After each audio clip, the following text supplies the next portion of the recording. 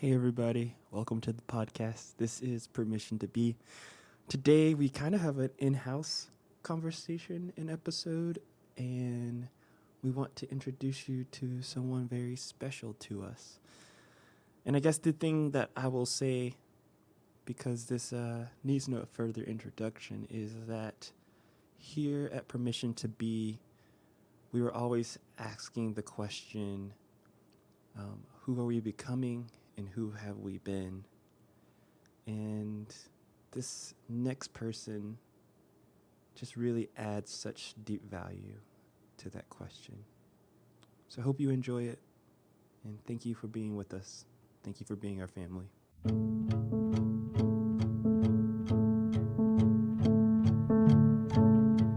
You're like, but this is what he said. He's like, well, you're a student. I mean, you went to college, you got a degree in business, and you spent the last, 6 or 7 months. I mean, you're constantly in classes and you're learning, the skill and the art of writing. And so I was like, oh wow, that's good. He's like, people go back to school all the time. So anyway, but I've spent all of my life being identified with one thing, and so it's just a weird space. I'm in the liminal space between no longer and not yet.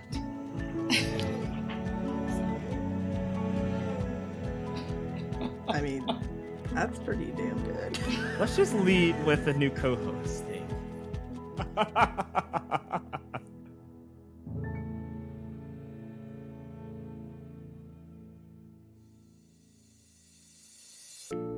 Hello, and welcome to Permission to Be. Let's hit him with the remix. Oh, well, y'all got to change that. Yes. What do we do? We leave our F-bombs in and... Let's tell some stories. As long as white people are bound, the people in power are bound, they're going to keep us bound to the same thing that they're bound to. Out of the overflow of the heart, the mouth speaks, and I think out of the overflow of the spirit, the body does. Challenge some narratives. Why is that the best that God could offer you?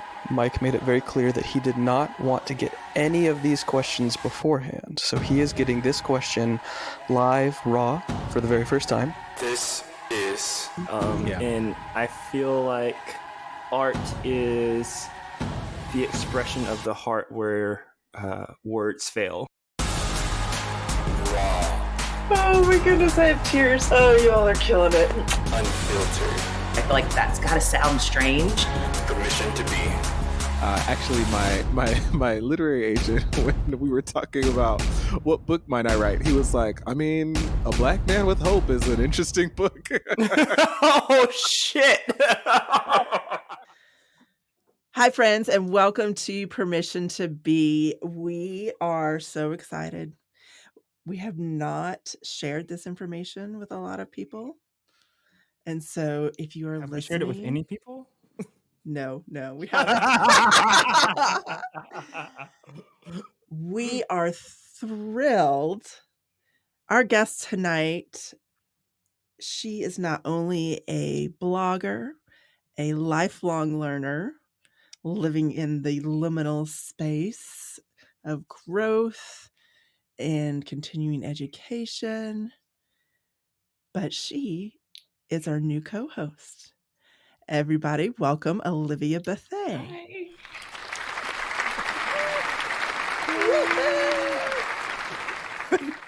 Okay. Y'all, I'm laughing because so Olivia, we were right before we started that. Olivia, we were like, we don't know how to introduce you. We're having this whole like strategy conversation of like, do we do it at the beginning? Do we do it at the end? And then Olivia went on like this really like beautiful monologue about like what she was, how she came to this conclusion of who she was. And so because we have video here, sitting here watching Becca try to remember and do the intro and everything was epic. One. You're welcome. Two, David was going to do that intro. And David was like, "Oh, hell no." He didn't say that, but that's what his face was. Yes, but David's body language was like, I don't think so. And so I was like, all right, let's just kick it off. Let's just go. But then I also said, quite plainly, I do not want to do that. Yes, you did. And so I'm so self-focused that I didn't even hear you say it. I thought you said, I heard it as, I don't know how to do that. And I was like, well, that's not like David. No, it's not a lack of competency. It was purely a lack of desire. Which was from what we could see of him, from top of his head to through his shoulders, absolutely everything that was emoting from you. And lastly, 3. Welcome, Olivia. I'm so excited that you're here. Welcome to the insanity and the goofiness that is this podcast. Thank you. I'm happy to be here. This is genuine. Happy to be here. Good. So you get all the co-hosts tonight. It's Tommy, David, Becca, and Olivia, our new co-hosts. Yeah, this would be so fun if we actually had like a live audience to be able to ask questions, because all of a sudden, like, any questions that I just had just kind of went out of my brain, because I'm like, I know you really well personally, but I'm just like, how do we want to introduce you? So anyway, We could do the who would play you. I mean, we could, but like, I don't know. How would you? We're not. How? Do you also do that question? Sporadically. Very sporadically. I mean, I feel like it's a nod to our growth and who we've become. So I don't ever want to like get rid of it. Like, but then Gabe's, they came prepared for that question, and we never asked them. And then at the end, she was like, "But I was prepared. I have a whole answer," because she had listened to Audrey Henry's episode with us. I just came up with an impromptu answer. So the reason I would have Kerry Washington. Wait, hold on. Wait. First of all, for people who don't know, you didn't need to say the question. No. we agreed to say the question. We are winning at podcasting tonight, folks.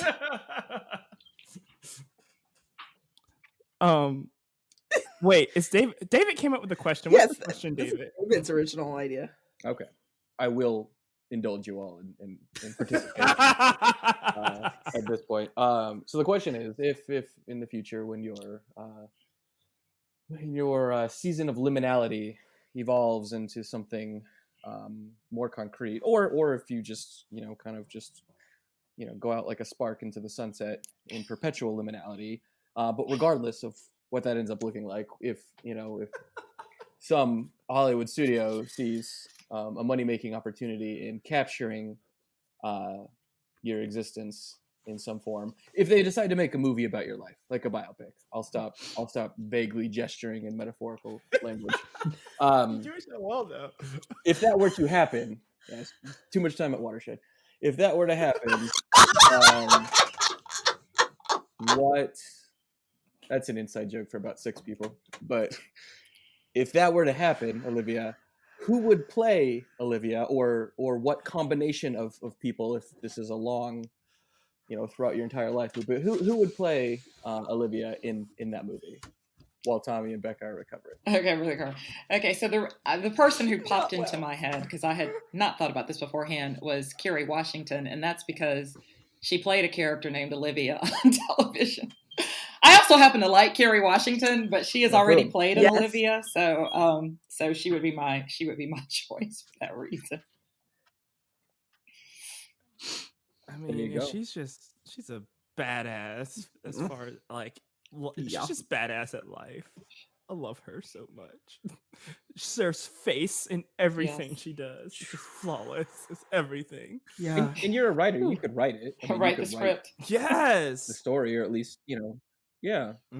I have not done screenwriting. I am very much in the memoirish, personal essay, inspirational essay genre. So I have never ventured into that form of storytelling yet. Knock on wood. Never know. I was going to say, yeah, leave it open. I feel like when we have conversations about, white nonsense, like we're setting the foundations often for like the screenwriting aspects of, because like we're just gonna have such good stories. Also because you're, I was like, why don't we introduce you as a journeyer? But I was a traveler. COVID kind of shut that down. You have all, yeah. Okay. So, like, what would be the Olivia introduction? Like, tell the audience, who are you? How'd you come to be here with us? And like, how's COVID life for you? That's the rest of our time together. Like, I've heard some of Olivia's answers to some of that. Like, that's the next 90 minutes. So who I was. That's okay. Oh yeah. I spent a quarter century in the HR arena, just various facets of human resources management, human resources consulting, so on, so forth, and et cetera. And then at about the halfway point of last year, through a variety of circumstances, COVID probably exacerbated that, but I decided to step away and just to do something totally different, which is to embark on this journey of learning. Because who I am at my core is I've always been a writer. And I think probably the thing that underscored that the most is I have lived in my house since 1994. So I have this closet shelf, and I walked into that shelf this past August and found this journal from 1984, 1985. It's been there since I've been in this house, but I didn't see it until then. And when I opened it up, the first thing, you opened it up to this poem, and it's called Why I Write. And the closing line of that poem is that, like all others, I will say farewell at my time, but my legacy will be preserved in my writing and rhymes. And so I wrote that when I was 18 or 19 years old. And it's a whole volume of poetry. Another thing that's interesting about that is that I had been taking writing classes at that point for several months. And I had skipped one that was on poetry because I told our teacher, I'm not into poetry and I don't rhyme. I don't write rhymes. And then I found this whole volume that I had written when I was 18 and 19. And so it just kind of underscored the whole concept of, it's never too late to become who you always were. And so I went on this 25 to 30 year detour and got a degree in business and had this whole corporate career, which was totally fine. And so now I have grown and adult children, and I'm circling back around to be who my 18-year-old self always knew that I was. And so I tell people that I'm existing in the liminal space between no longer and not yet. I'm no longer an HR professional. And I'm on this journey of writing. I'm not yet I haven't written my first book yet or anything, but I'm in that space in between. And then it's been a heck of a journey, and I meet interesting people like Tommy along the way in weird places. You mentioned you haven't written your first book yet. Is that something you hope to or have started? Yeah, kind of, sort of, maybe. One of the things that I have learned over the last year is that you've got to have a specific focus. And so the whole process of writing a book is a lot more intense than a lot of people realize. And so one of the things that I'm drilling down to now is what is the book I can't not write? What is that thing that I'm so passionate about that I can't not talk about it? And those are the questions I'm asking myself, because there are a lot of things that interest me, but a book is a heck of a project. It's usually a year or longer, and book proposals and the whole editing process. And so you've got to be not just superficially interested. There needs to be a measure of passion. And so that's kind of what I'm trying to excavate right now. What is the thing I can't not write? What is the thing I can't stop talking about? Oh, wow. Yeah. So in that, what if you had to answer that today? In this moment, the answer would be, it's never too late to be who you've always been. And it's just exploding the whole myth of I'm too old, it's too late. Because I had a 30-year career doing one thing and I have a degree in it, I can't pivot and do something else. I have an aunt who just went back to school in 2019 at 65 and got her PhD because she wanted to. I mean, she's already had a whole career doing something else, but she wanted to. And so she's a source of inspiration that says, that's just something people made up. That's a societal expectation. So that's a big one. A big one is that it's never too late to be who you've always been. And that's in relationships, that's educationally, that's making a religious pivot, that's in a number of areas of life. Mm-hmm. And I would say secondary to that is to be curious. I believe curiosity is the antidote to judgment. And I spent a lot of my life, especially in the realm of faith, afraid to ask questions because, you don't want God to be mad at you. And so a lot of times right now I tell people, I'm, in my 50s going through teenage rebellion because I question everything. But I find that's a good thing. And so it's be curious. What happens when you question the status quo? And again, I'm questioning the status quo of history as I'm learning all this revisionist history. I'm questioning the status quo of religion. I'm questioning the status quo of gender roles. I'm questioning the status quo of patriarchy. So I would say those two are probably a tie.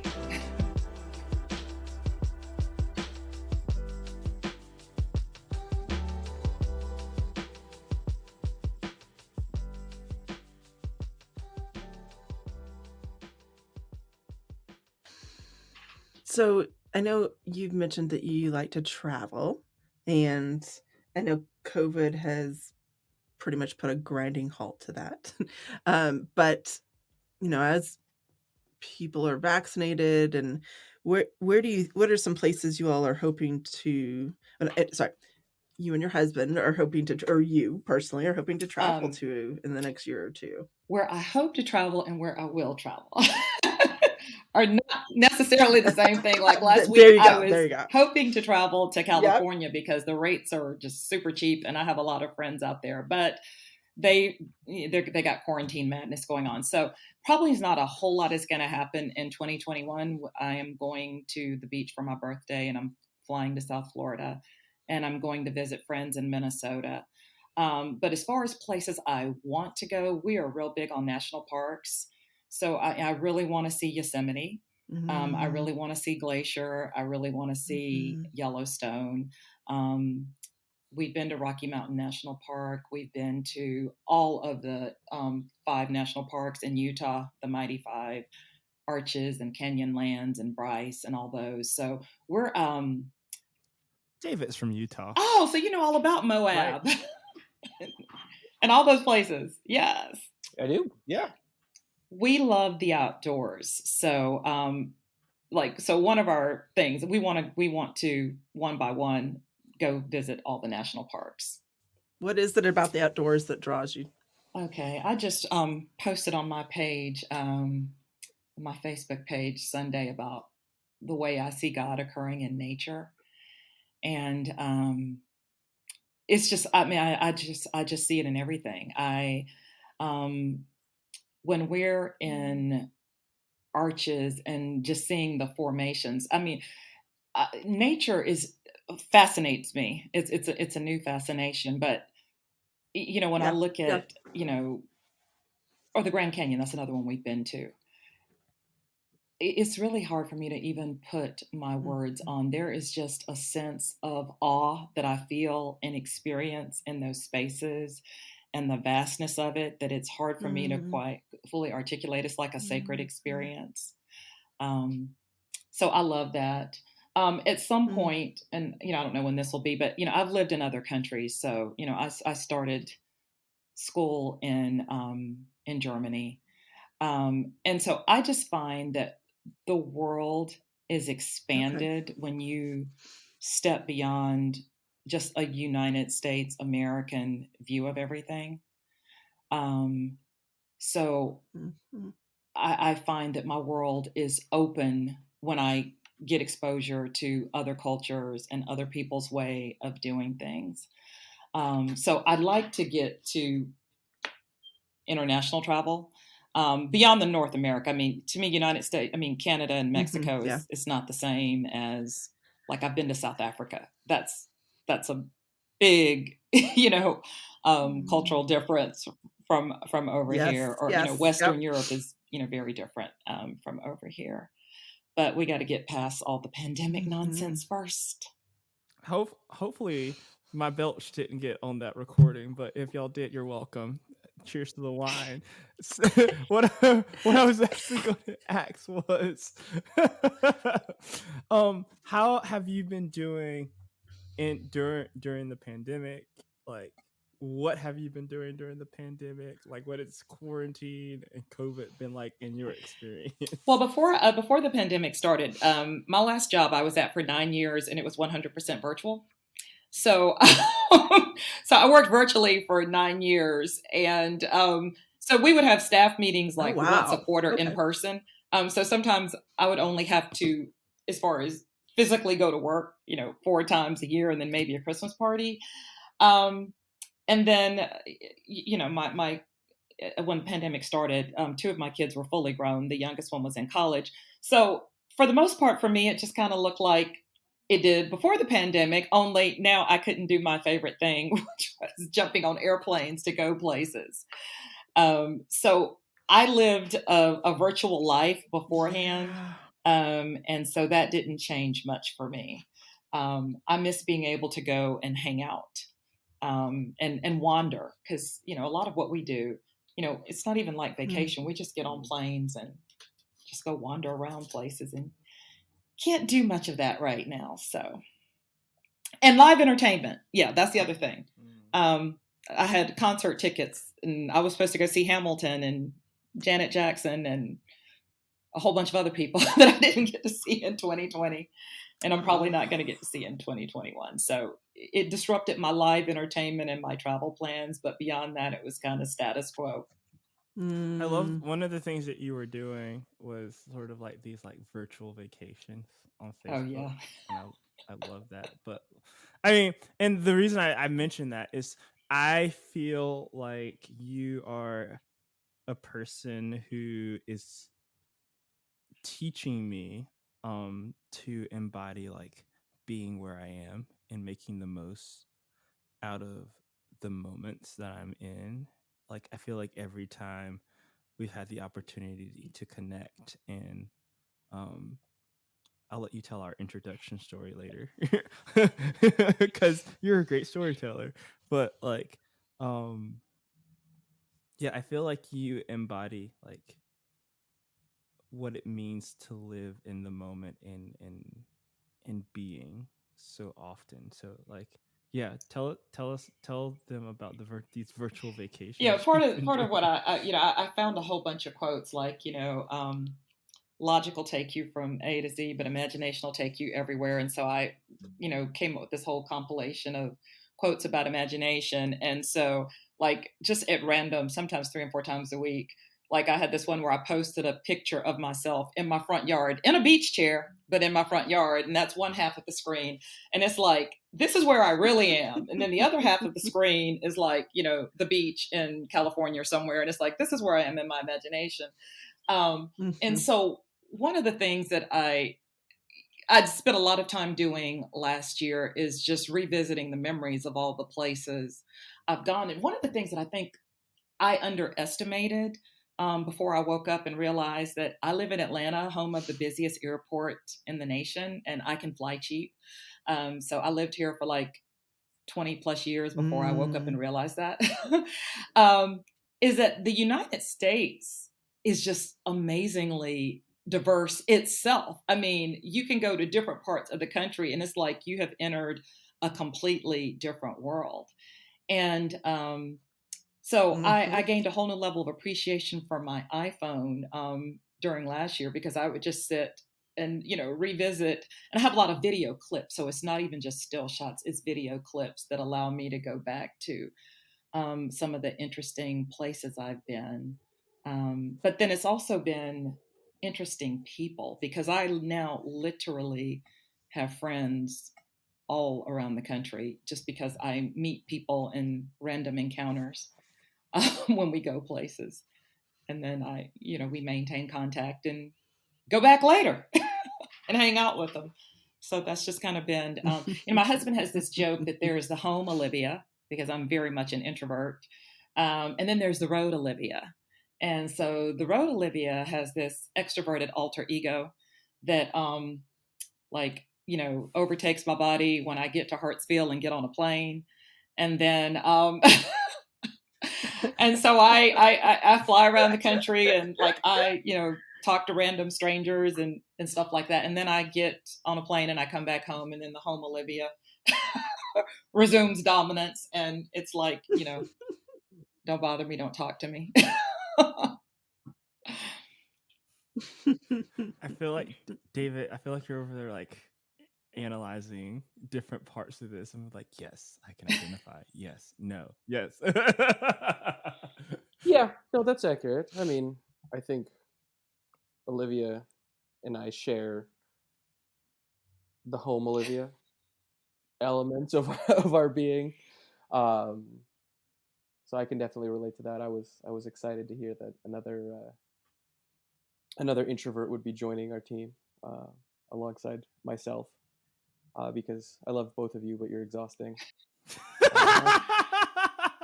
See, David, your kids are young, but like I'm a person who, because of quarantine. So I mentioned my youngest daughter who just graduated from college. She just graduated in December, but my daughter who's older than her got stuck here. Like she got her first corporate job, the offer on March the 6th. She started March 30th. We went into lockdown in Atlanta, like the 15th or 17th. So she got kind of stuck at home, and her job is not a virtual job, but she's been working virtually for the last year. But I say all that to say, I'm the person who texts within the house. Like, like I will be in my room, and instead of going downstairs it's like, I'll just send a text message because I'm in my bubble of solitude and I don't want to talk. So I can just go to in the introvert extreme to where I'm actually texting people in the house. I know you have young kids, you can't do that, but I can. Yeah. The pandemic for me has been, on the one hand, I appreciate some of the social evolutions we've made. Like masks are great, knowing it, just adds a further air of privacy that I very much appreciate. I'm not necessarily looking forward to those, moving past those on a cultural level. Well, you now have a permanent excuse if you just want to wear a mask. Like I feel like nobody from this point forward needs an excuse to be in public with a mask. Sure. I mean, we're talking about, our church is talking about, what is a safe, responsible, reopening process look like in the coming weeks. And, one of the things we're talking about are the introduction of like bracelets or stickers of, they're color coded, so red means, actually I'll do red last. So green means like, yes, let's hug, I'm fully vaccinated. Yellow is like, oh, I'll give you a fist bump or an elbow rub or something like that. And red's like don't fucking touch me. And it's like, you know what? And it's like that seems like that should just be like a permanent inclusion to our our way of being in the world. Is like I will buy a lifetime supply of red wristbands, and yes, just kind of go. But the conservatives are up in arms about vaccine passports right now, though. So about what? They're vaccine passports. They're like But I'm like, you have to have vaccines to travel. Yeah, you have to. I mean, that's already in place with certain countries. If you go to certain African countries, you have to have. You have to show evidence of certain shots. Yeah. So anyway, that's a whole nother story. So what they mean is just passports. Like adding the vaccine modifier is redundant. Like they're just angry about how passports work. Yeah, essentially. Leave it to David to simplify. It's like, so this is what they're actually angry about. I feel like we need to go back and have an episode one day, though, David, about how Becca and I are exhausting. and a Oh, few yes. episodes Yeah, there in you with go. Olivia so that we can see if there's comparable ways in which Becca and I are exhausting, because you both are 5s on the Enneagram and Becca and I are both 2s on the Enneagram. I'm married Yeah, to a it's level not. 10 extrovert, and I mean, Yeah. like he just like on the Myers-Briggs, when it shows his percentage of it's 99% extrovert, and I'm 81% introvert. Yes. Yes, Wow. yes. We are like Wow. the same thing. I'm ISTJ, he's ESTJ. So same everything, except I'm the introverted version of him. And so it makes for an interesting dynamic at times. Except for on the road, Olivia. Yeah. The road Olivia is a temporary extrovert, and then, she comes back. I feel You like said Olivia. You said ISTJ. Mm-hmm. Interesting. I don't know Myers-Briggs well. I'm an INTJ. I don't know. So you might be able to tell me better than I could tell myself what the difference between you being an S and me being an N there does. Like, I don't.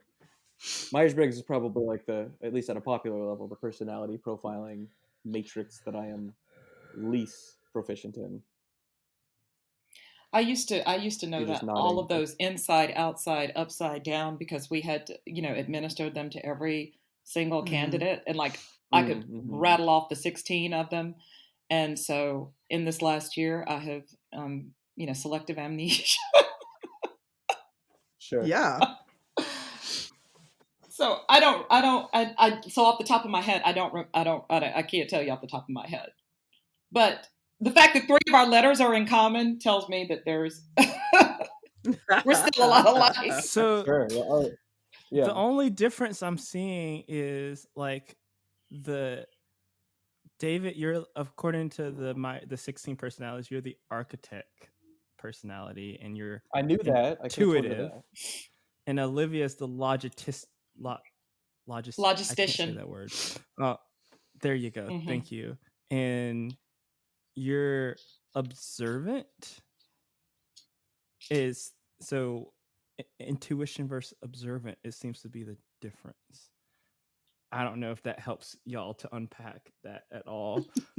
But I feel like it also makes sense though with your career field still, Olivia, being a logistician. Oh, I said it. Yay. I just know when I go on like BuzzFeed and plug in my results, like I get Gandalf. And like, does that bring it to light to everyone listening? The wizard. Yeah. So that. Yeah. Yes.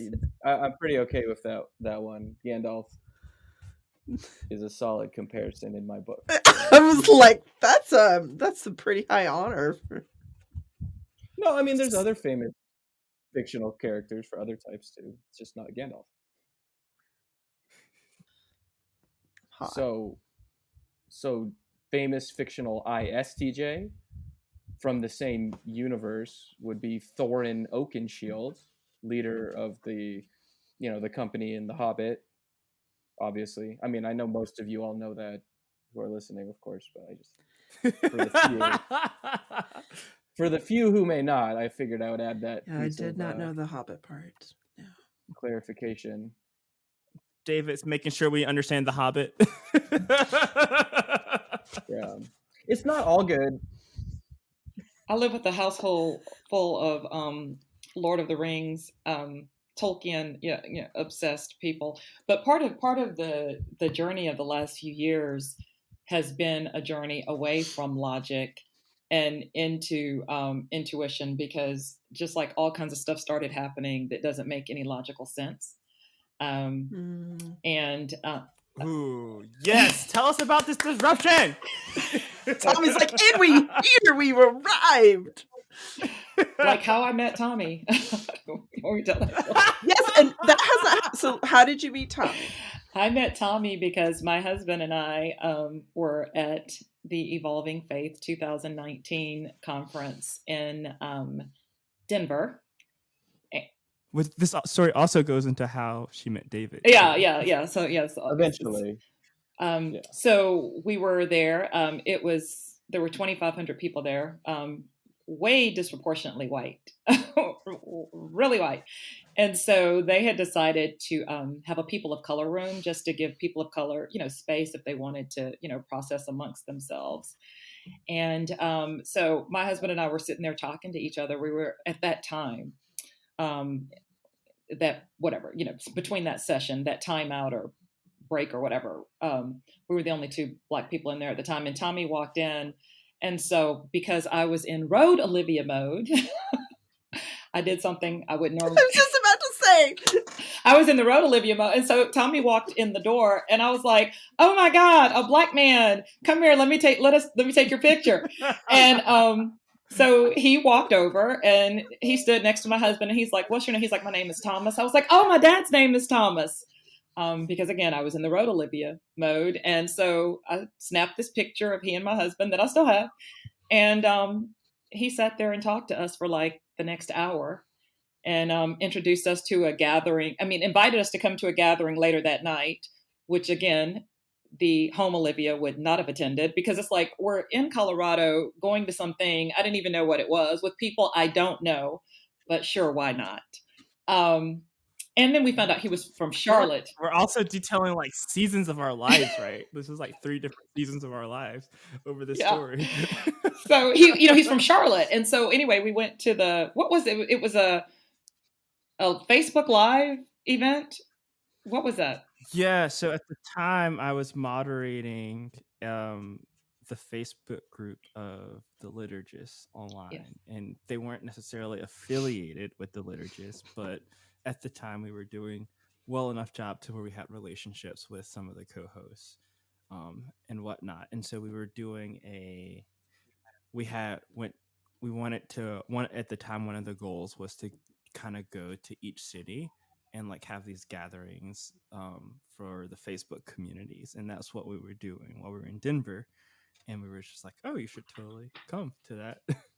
Yeah. So he extended an invitation and, so later on that night, my husband's like, are we going to go do this? Sure. Why not? Because, we're adventurous when we're on the road. And so we went and did that. But, I missed all that. Tommy is from Charlotte and I'm in Atlanta and it's only 4 hours apart. And so we had said, okay, well, the next time we're in Charlotte, we'll come through. And so then you fast forward to November and I had paid a month later. A month later. I had paid very good money to attend this 3-day writing conference. And Tommy had agreed to cook dinner. And so it just so happened that the hotel that we chose was like 2 minutes from where he lived at the time. And so we went and had dinner with him and we're up talking until like 1 o'clock in the morning. And then he was like, well, you should come to this thing at our church. And I was like, well, I have to go to my writing conference. Then I said, okay, well, I'll just come to part of it. And then I'll leave at the halfway point and go to my writing conference. And long story short, I never went to my writing conference. So my husband and I spent the whole weekend at Watershed at that event and hanging out with Tommy and came back Sunday for church services. And, so anyway, that's how that whole thing happened. It's a lot of fun.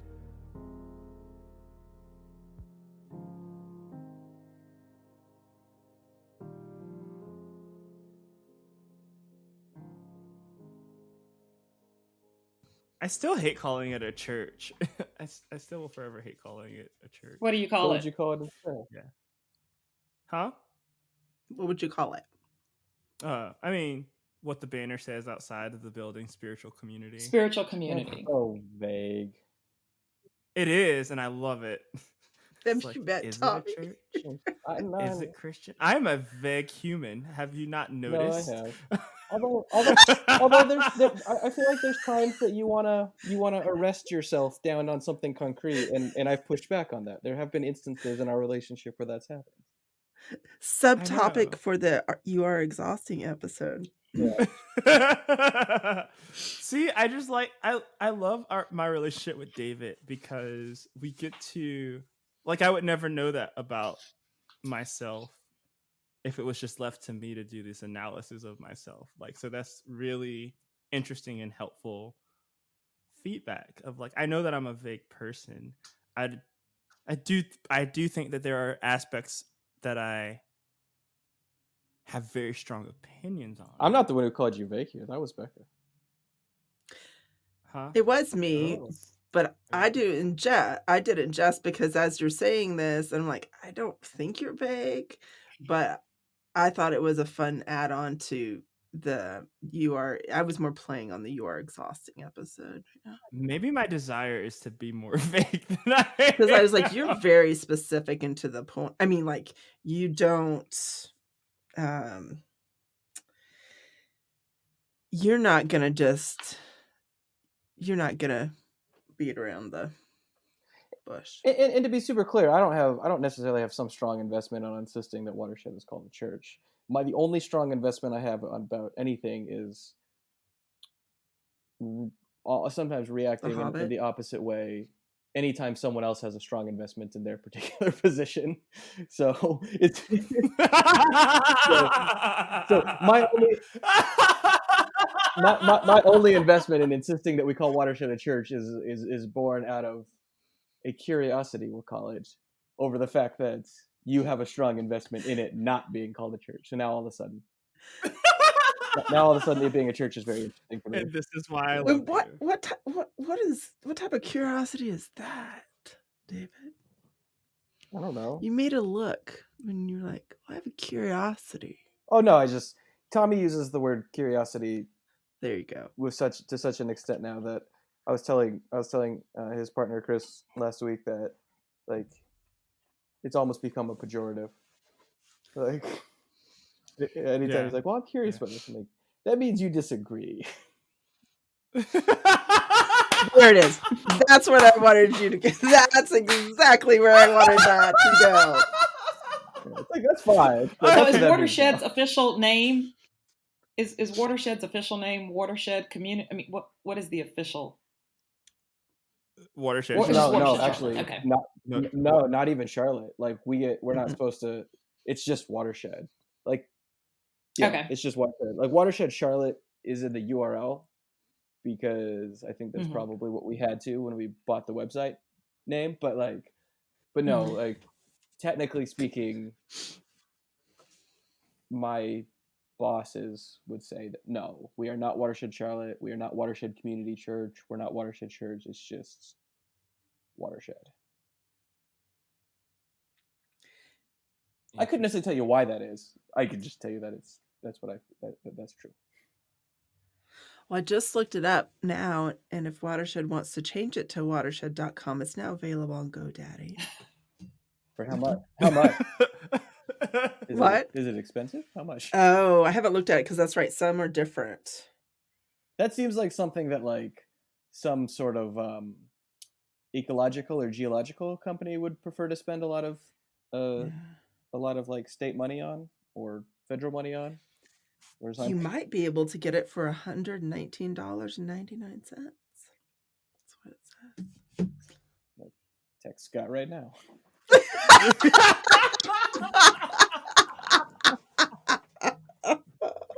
For those of you who don't know, Scott is one of the lead pastors. Yeah. So if you can't tell, we have a love accountability relationship with Watershed, and we go there so we can. I work there, and we. Right. I guess that. I'm on a committee there, if we're calling it that. I'm occasionally on videos there. You occasionally speak there. You occasionally lead worship there. Let's see, how many other things does Tommy do? So I say all that about Watershed to say that like we have a complicated relationship with it, as you should with any institution, I feel like, in this modern day and age. But it's been a source of great connection for me, because that was actually with Collective Conference that I now am on that particular board, and David's on the board of one of their partner organizations, and so we just keep making these weird random connections that seemingly the common factor is this sort of deconstruction narrative in transition out of white evangelicalism? That face. Would you like to share? Oh boy. Yeah. What can I say? That's anything you want. Anything. I made a list the other day of all the denominations I've been a part of. So there were CME Methodist, AME Methodist, Baptist, Full Gospel Baptist. I went to Catholic school for 3 years, Pentecostal, Church of God in Christ. But for the last Kojic, yes. oh yeah, I have made the rounds, but the last one in which I landed and from which I departed and have not returned was very much a white charismatic evangelical denomination that in 2015 things really took a turn, and as all the politics and everything heated up, it just became untenable. So I had the same experience of a lot of people where so many ministry figures that I had long respected, and I thought we were on the same page, and all of a sudden all these values that we espoused didn't matter. What mattered was being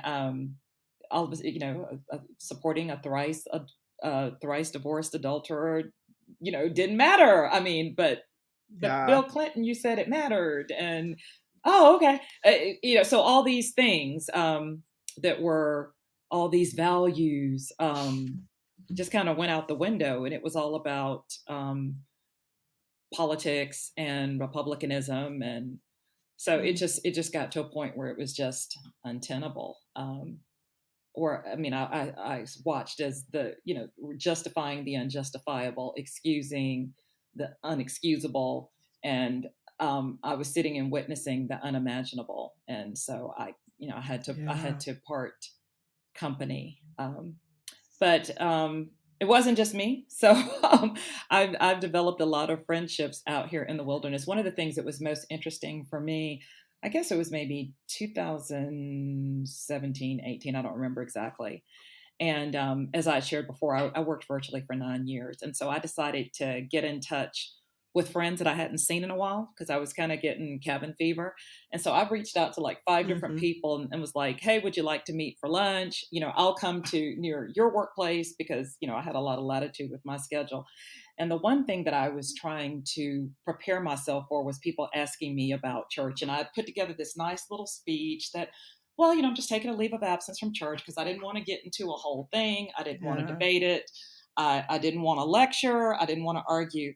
And of the 5 people that I met with, and they're all friends I hadn't seen in a long time, 4 of them were no longer in church, and none of us went to the same church. No, we weren't even the same denomination. And it was just such an interesting thing for me where I was kind of tap dancing around it. And it's like, oh, well, I'm taking leave. Oh, really? I haven't been in 2 years. And then it's like, oh, okay. So, a lot of people were coming to the same conclusion. So, whereas a lot of people, when they go on a journey of deconstruction, they feel isolated. They feel like they're out in the wilderness alone. Most of my friends left with me, although I didn't, fully realize it. And then the friends that I have who are still an active part of institutional church there's no judgment. In other words, they're not trying to tell me, you need to go back or whatnot. So I didn't have the same challenge of feeling alone and isolated that a lot of people did. And then when I went to Evolving Faith in 2018 and then again in 2019, so now I've got friends all over the country who are on a similar journey. So yeah. Awesome. Very awesome. Yeah. What I love and one of the reasons I'm excited that you're here and you're a co-host is in some very like real ways, like being that close to like sort of leaving evangelicalism, and like we have conversations all the time of like things we're waking up to, things that we're processing. I love that in one sense you're an educator and a student, and like that humility that you go into that with, like, I haven't yet arrived to it. And so it's like there's not necessarily all the anti-racist language and education that's there, but I see it, like, and when you're telling me about like your writing classes and your stories, I see like this sort of awakening and connecting the dots. But what I really love is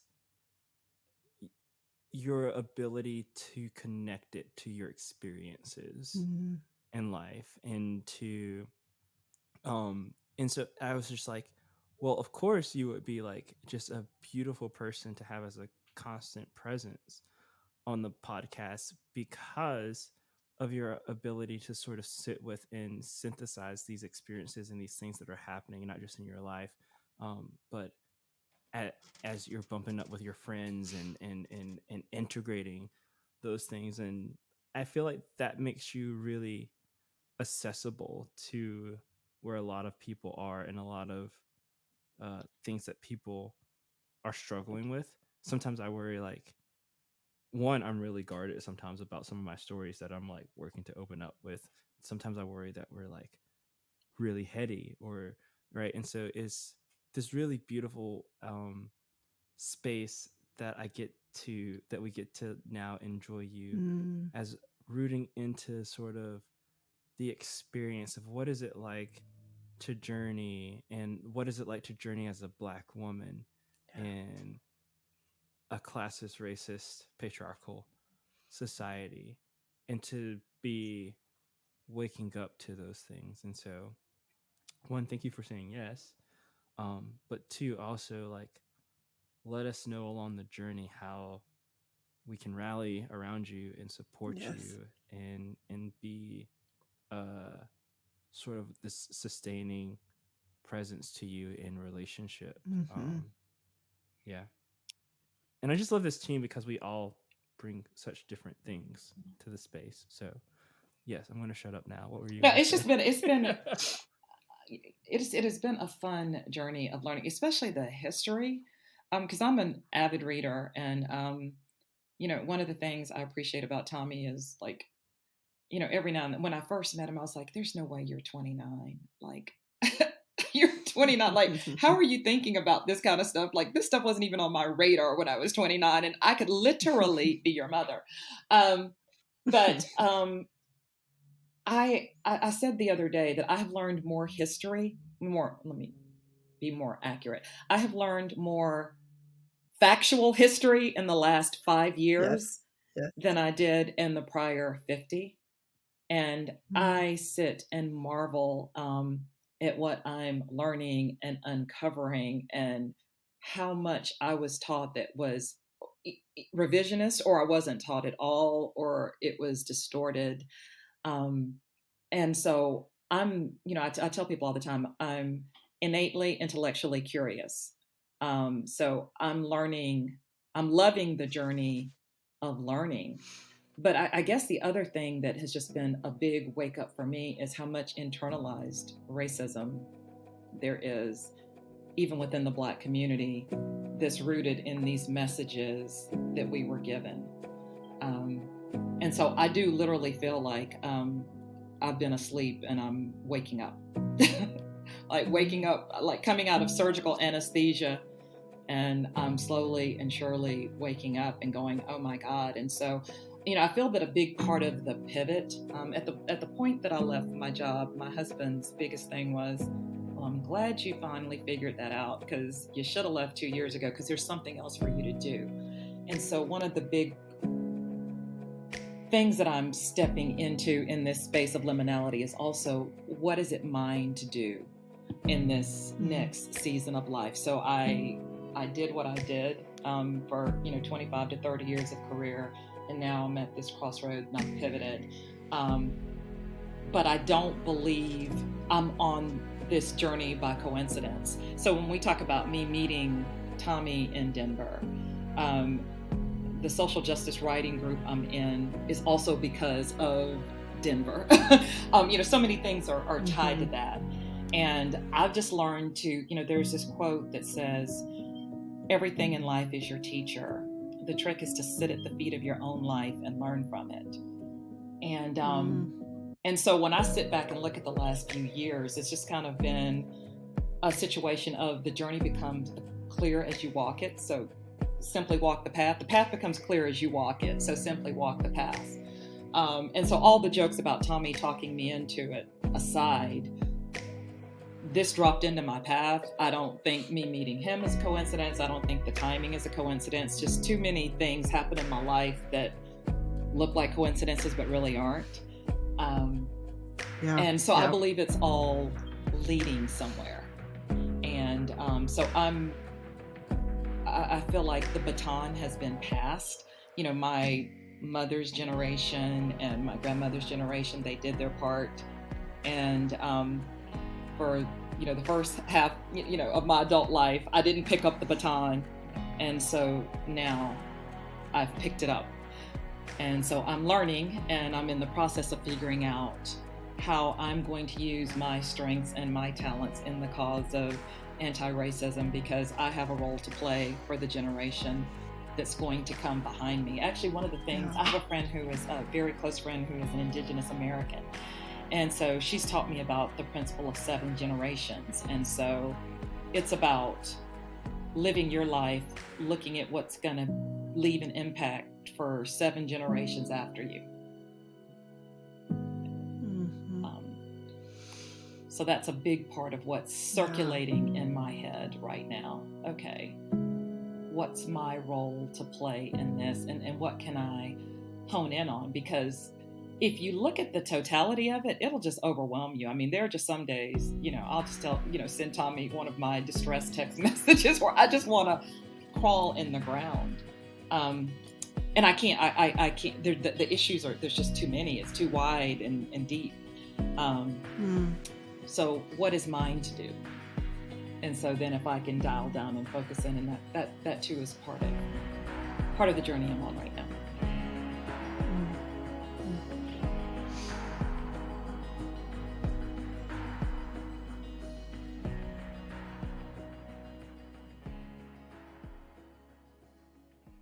I think you just gave more definition to what permission to be means than like we've ever been able to do.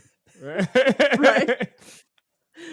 Because truly that's what it's about. And then there's also this within that I hear, and I not just hear, but I see this movement in this flow and this granting yourself the permission.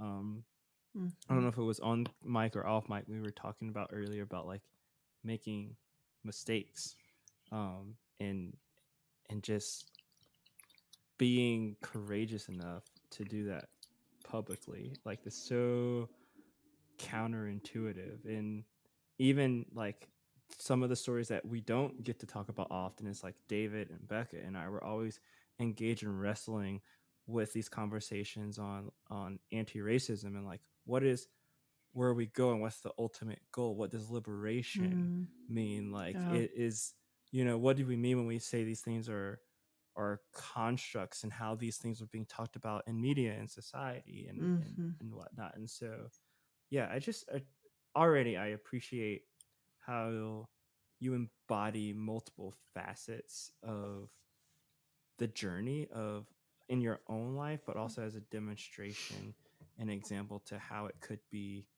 for so many people. And not just you, Olivia, like you too, David, and you too, Becca. Thanks. I was just when Amanda Gorman gave that speech and talked about about the light. If only I can't quote it exactly how she said it, but I had my own version of it in this poem that I had written, so I can say my version of it. But it's, I'm disappointed but not giving up on this nation. I'm laser focused on future offspring forward to the 7th generation. As an optimist, I've set my intention to aspire, to push my country to do better, to evolve, to strive higher, so that I can declare at the end of my life that I did my part to end racial injustice and strife. And so that in rhyme is just kind of the essence of what my mindset is about. where I'm going. I hear Diana Ross in my head. Do you know where you're going to? Sing it. Say it. All right. Tell the audience if they want to get keep tabs. Well, not keep tabs. I don't want to say that. But if they want to cultivate relationship with you, if they want to journey with you, how can they find Other you than on these listening interwebs? to this podcast now. Yeah.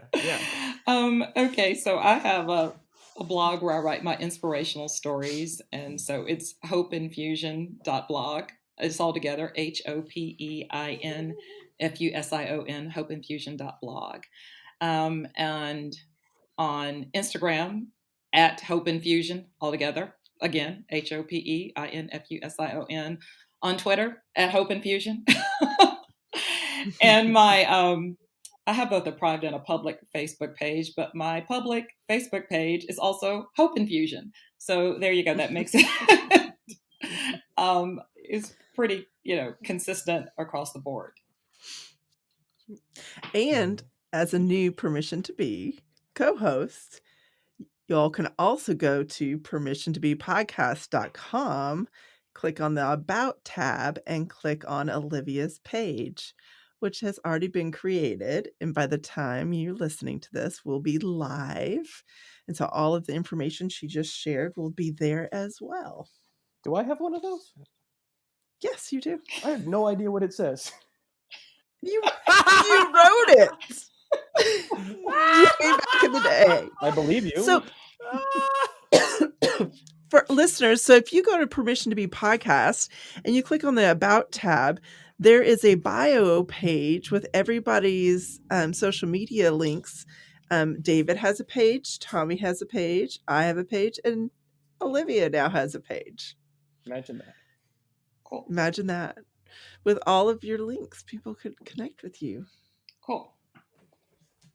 All right. So, Olivia, you have mentioned that you wrote this poem inspired by Amanda Gorman. Do you mind sending us out with a reading? Sure. It's called With Liberty and Justice for Some. One nation, under God, with liberty and justice for all.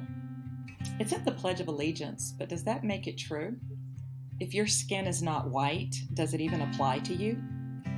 I was once under the illusion that justice was fair, that if you did what was right, authorities wouldn't dare carelessly deprive a citizen of freedom, that the justice system could be trusted to be there if you need them. 2 million Black men in prison shatter that illusion, leaving me to ponder and ask questions to sort out my confusion. We're told justice isn't about color of skin, but our prisons disproportionately overflow with Black and brown men.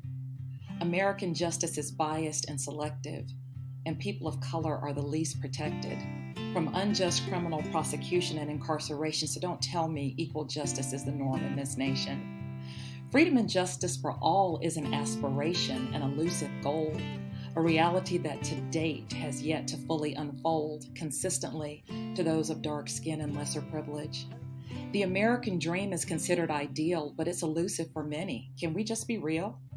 The American dream has been a nightmare for many, built with slave labor on the backs of my ancestors without any consideration for their choices, their will. We're no longer enslaved, but face discrimination still. And before you say all have equal opportunity, I'll remind you that for centuries, my ancestors were not free. You're free now, you may say, and you would be right, but ancestral disparity is a big part of today's Black plight. Yes, I have it much better in my day and time, but institutional racism moved the starting line. Slavery, Jim Crow, systemic oppression, voting rights denied, another inequity weapon. A system created to hold us down, it's true, all because our skin is not a white enough hue. 401 years and we've still not arrived at a place where equal justice is consistently applied. We say Black Lives Matter and some people are offended, but our human worth should not have to be defended. Since its founding, our country has made it abundantly clear they see red, Black, and brown skin as something to fear. Speak up. We're called unpatriotic, ungrateful, despite a legacy of lynchings and racist violence that was so hateful, years of racial slurs, demeaning rhetoric so vile. I'm appalled that it's suddenly come back in style. My skepticism is elevated, my optimism is down. I sit in dismay as bigotry rebounds, but I'm called to infuse hope, and I've answered that call. Though my hope has wavered, I won't allow it to fall to the place where I hit rock bottom. I'm disappointed but not giving up on this nation. I'm laser focused on future offspring forward to the 7th generation. As an optimist, I've set my intention to aspire, to push my country to do better, to evolve, to strive higher, so that I can declare at the end of my life that I did my part to end racial injustice and strife. Welcome to Permission to Be, Olivia. Thank you. I look forward to this journey.